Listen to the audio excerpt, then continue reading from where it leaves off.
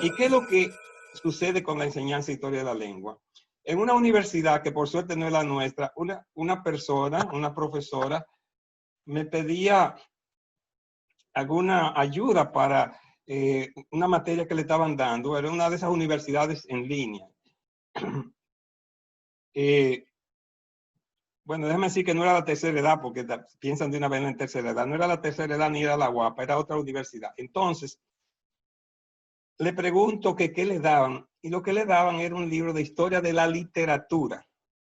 Y cuando veo los apuntes, lo que le daban era, le contaban algo sobre la historia del español, que los romanos invadieron la península, que el tal año, y que se transformó la lengua, y que eso se extendió por todo el centro de la península, talalán, talalán. Una historia, un cuento cualquiera.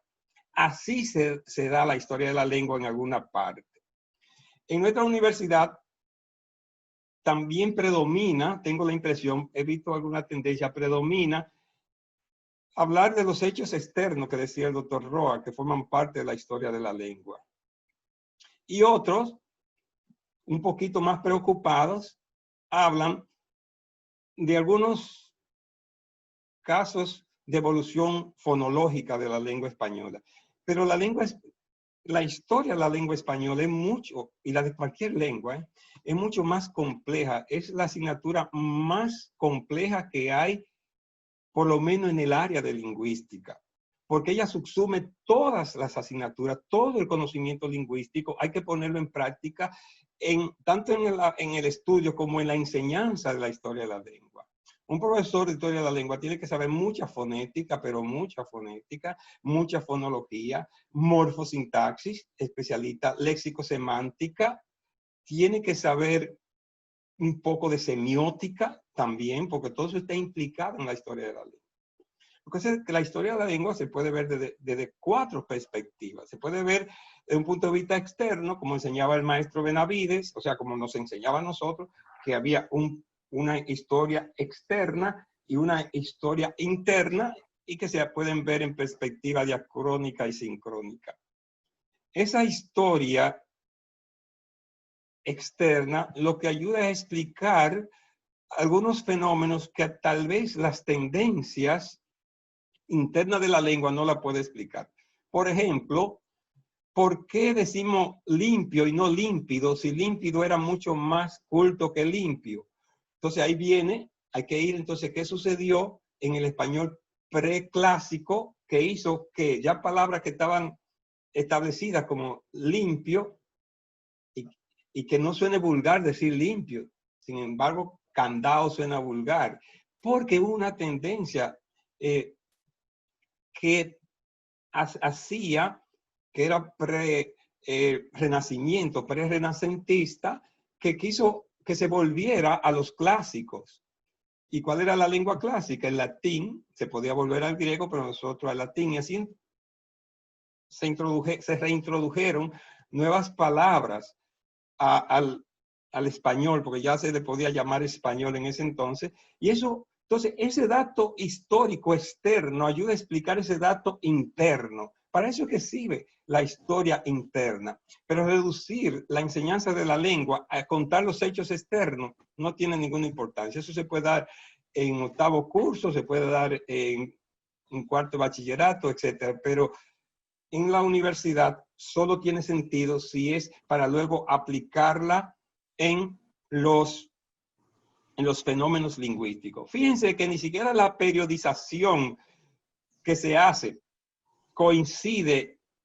La periodización que se hace de la historia de la lengua es distinta si se hace desde los hechos externos a si se hacen desde los hechos internos. Por ejemplo, el periodo llamado desde el punto de vista historia externa, el dominio musulmán, que muchos libros tienen como periodo la invasión musulmana y su dominio, eso duró, ¿cuánto? 8 siglos, desde el 711 hasta 1492, casi 8 siglos. Ahora, como historia externa, ese es un periodo. Saber qué pasó en esos 8 siglos que se dieron esas batallas, esa guerra de liberación, que le llaman de reconquista, pero en verdad era de liberación de los territorios. Se dieron divisiones entre los califatos que existían en España. Se dieron intentos de imposición de religión, de la religión, porque coincidió que ya el Corán estaba escrito y los musulmanes estaban en expansión. Recuérdense que en el 606 por ahí Mahoma ya había comenzado a predicar.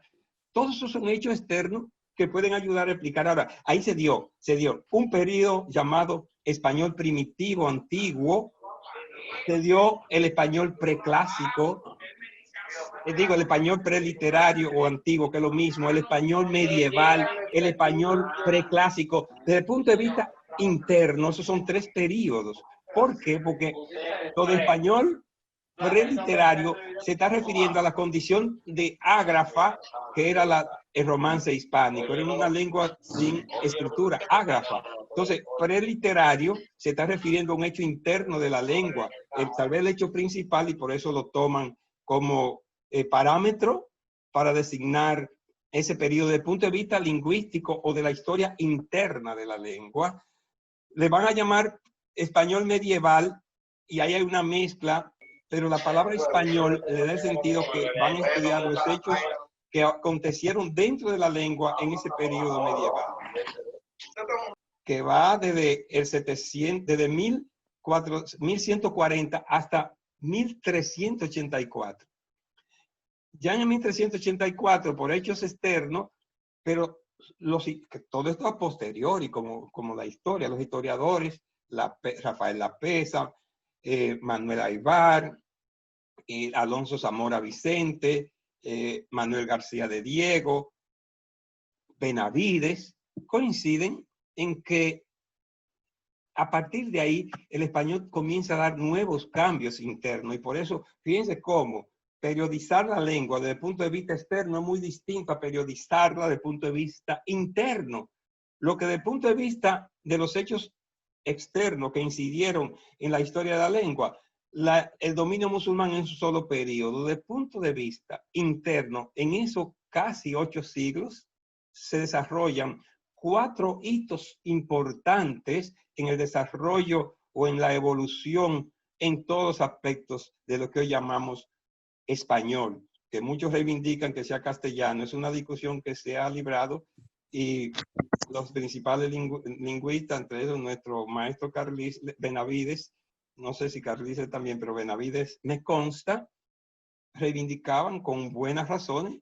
Eso es una discusión superada, que eso de castellano obedece más a un criterio político de lucha, nacionalismo, etcétera, que los lingüistas no, un estudio lingüístico no toma en cuenta en eso. Tal vez la sociolingüística lo toma para explicar ciertas actitudes, pero obviando eso porque no es lo que nos interesa, sino vista todas estas dificultades. Algunos profesores, yo diría que el más inquieto ha sido Edward Valentín, dice, pero es que hay que plantear, la universidad debe tener entonces un método que se establezca entonces cómo enseñar la historia de la lengua.